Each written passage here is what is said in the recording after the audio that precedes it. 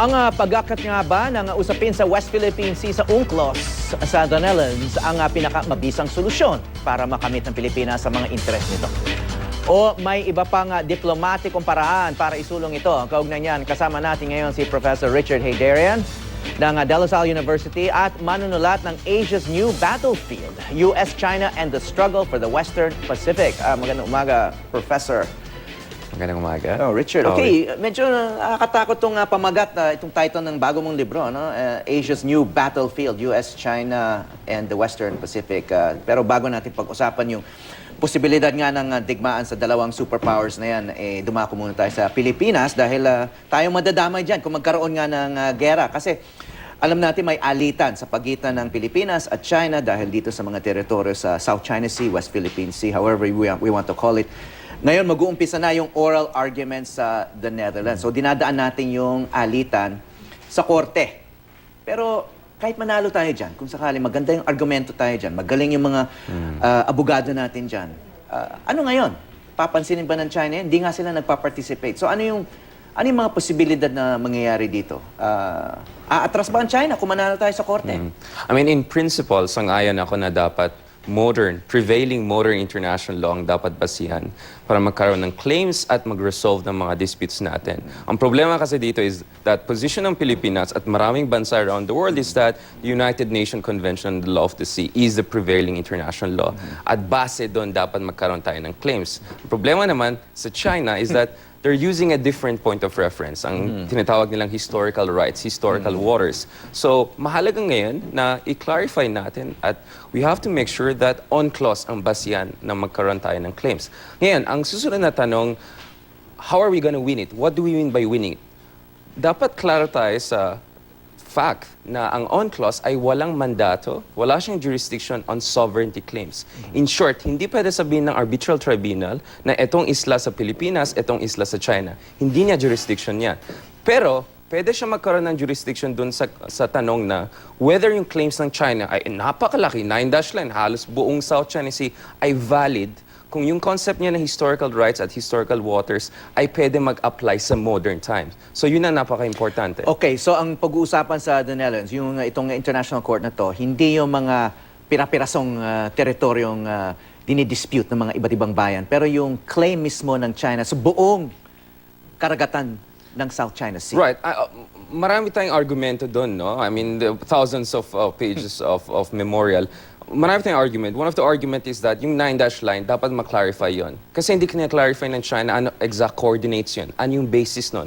How is that consistent with international In fact, law? nagiging joke nga ng ibang international lawyers na parang natapunan ng spaghetti lang yung mapa at yun na yung mga 9-line. Right. Kasi, at hindi klaro kung kiniklaim ng China yung buong South China Sea at features within it, including yung waters, or kiniklaim niya yung features lang, yung mga pinag-aawayan na isla at surrounding waters. Now, isa pang argumento natin ay dapat ma-clarify natin under Article 121 of UNCLOS whether itong mga pinag-aawayan natin ng mga features ay low tide elevation, high tide elevation, or isla.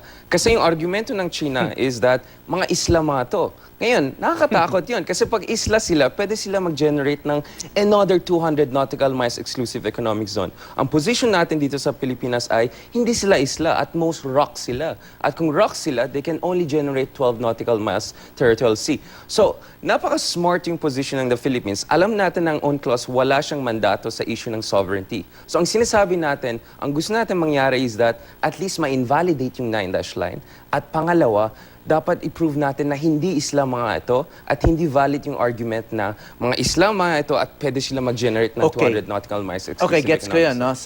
Yun ang argument ng Pilipinas na hindi nga isla. Kaso, ang tanong ko, ang China ngayon ay gumagawa ng isla. That's the whole point of reclamation dito sa mga reef na to, yung mga rocks. Okay, hindi nga sila isla. Pero ngayon, they are artificial islands. So, ang UNCLOS ba, i-recognize ba yung ginagawang isla, itong artificial land sa gitna ng dagat as islands within itong framework nga ng international court? Right. I mean, my consensus now on all international lawyers, maybe with the exception of some of our Chinese friends, that hindi admissible ang artificially created islands under UNCLOS. Klaro ang UNCLOS sa question na to. Meron din tayong concept ng critical date. Pag nagsimula yung formal contestation over disputes under the aegis of an UNCLOS arbitral body, hindi pwede magkaroon ng permanent alteration of nature of the disputed features. So, hindi po admissible yung artificial creation of the islands. But, ang problema is that that will give China operational advantage. Kasi kung gagawin niya ng isla, at gagawa siya ng mga bases doon, military airstrips, garrisons. okay. Exactly. That will give China the de facto ability to exercise sovereignty. Kahit matalo siya sa kaso, kahit sasabihin ng International Arbitral Tribunal na ang claim ng China dyan ay questionable, pwede i-defend ng China yan kasi meron siyang presence on the ground. So, sovereignty equals occupation. Right. So, Baga. ang point ko is that even if we win the de jure argument, na yung claims ng China, hindi siya consistent sa international law, de facto, China will be able to defend its claims. At yun ang nakakatakot. More than that, I don't believe that China will invade the Philippines anytime soon, no? But ang takot ko is that either we will have small skirmishes to give China advantage, or ang pwede gawin ng China is that because meron siyang isang network ng mga airstrips, no? Eventually, it will have the skeleton na tinatawag na Air Defense Identification Zone. Kung makontrolado ang China, yung airspace at yung maritime area, dahil marami siyang bases, may paramilitary patrol siya, pwede niya i-choke off yung supply lines natin. Gawin niyang mahirap para sa atin para ma-resupply yung mga troops natin sa Pag-asa, troops natin sa Second Thomas Shoal. So yun ang isa pang advantage na makukuha ng China dito. So habang pinag-awayan natin sa korte, kung may jurisdiction ba itong korte na ito, Tuloy-tuloy yung on the ground, reclamation nila. every day, nag-iiba yun. So ang takot ko is, by the time may decision ng korte, baka may de facto sovereignty ng China. At I very doubt, given yung extreme nationalism in China, yung interest ng military ng China na magkaroon ng presence doon, na any decision by the court will be strong enough or any diplomatic pressure will be strong enough for China to change its position. But I believe it's important that we use legal instruments to pressure China to at least not kick us out of other features, not to impose an air defense identification zone. And most importantly, maybe dito sa Pilipinas, napaka-negative yung view natin ng joint development areas, no? Hindi ako sangayon doon sa ginawa ng GMA administration doon sa Joint Maritime Seismic Undertaking. Arroyo administration. Wala siyang transparency, medyo masyadong secretive. Pero in principle, I think joint development area is something we can look at, no? Now, ang problema is that hindi ka magkaroon ng joint development area kung hindi klaro yung exact coordinates ng claim ng China. Kung hindi klaro anong basihan ng claim ng China.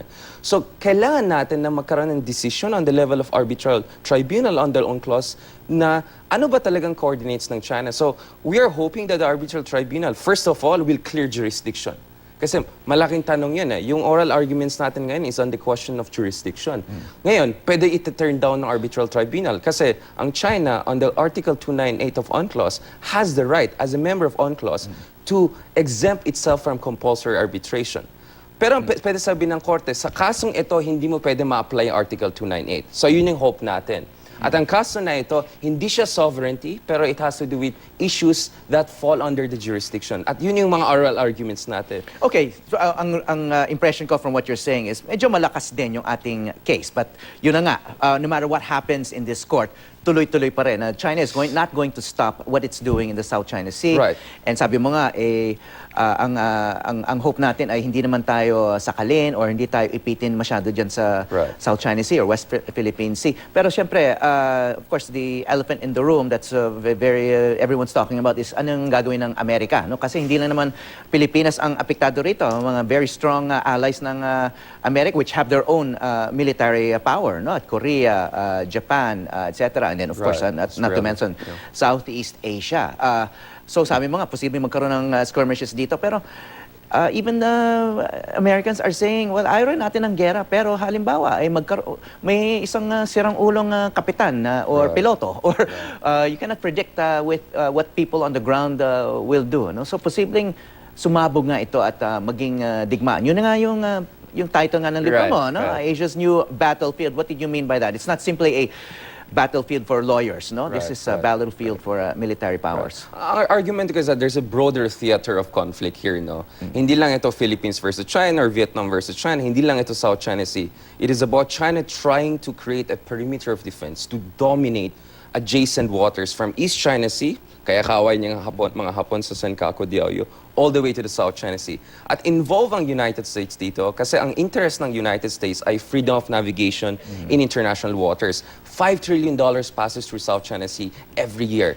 Mahalaga sa national interest ng US na walang bansa ang may dominate ng mga waters na ito.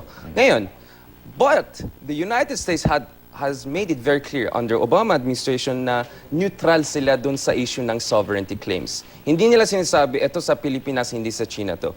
Neutral lang sila. Ang concern lang ng China, whoever controls those islands will not restrict freedom of navigation.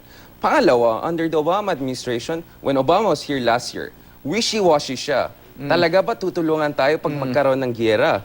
Mag-activate ba ito ng Mutual Defense Treaty? Kasi pwede sabihin ng ng US that the Mutual Defense Treaty will only apply kung metropolitan Philippines. Kunwari, sinugod ng Palawan or Manila. Pero pwede nga sabihin, wala kami obligation sa inyo kung ang nagkaroon kayo ng skirmishes over contested islands na hindi clear na talaga sa Pilipinas yun.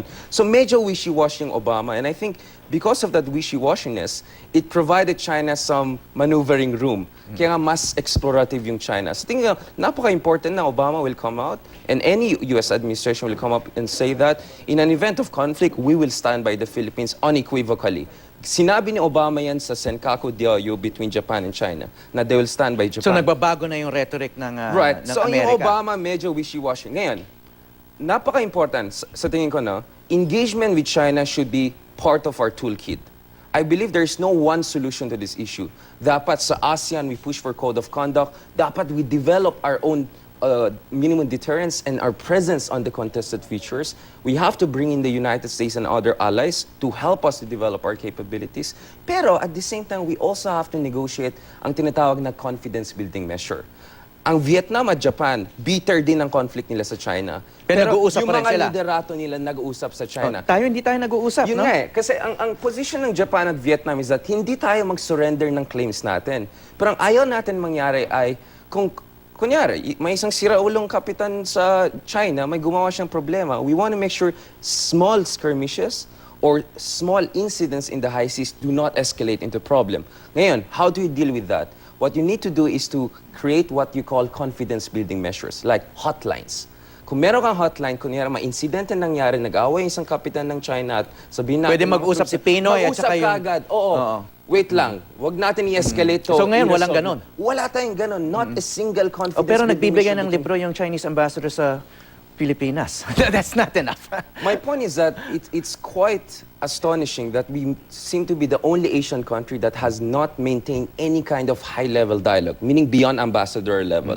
Ang Foreign Minister Wang Yi of China has not visited us yet. The Rosario has not been welcomed by Xi Jinping. Aquino and Xi Jinping are yet to have a formal summit. So ang hope ko is that during APEC summit, I've been told that Xi Jinping and Wang Yi will visit. At least I hope we negotiate confidence-building measure. Hindi ibig sabihin na isurrender natin ang claim. Ang ibig sabihin lang doon, how we mitigate the conflict, how we contain it and making sure it doesn't get out So of the control. upcoming APEC summit is an opportunity It for is a that definitely kind of important and much-needed diplomatic opportunity. opening. Okay, maraming salamat. Professor Richard Heydarian ng De La Salle University. Very interesting discussion.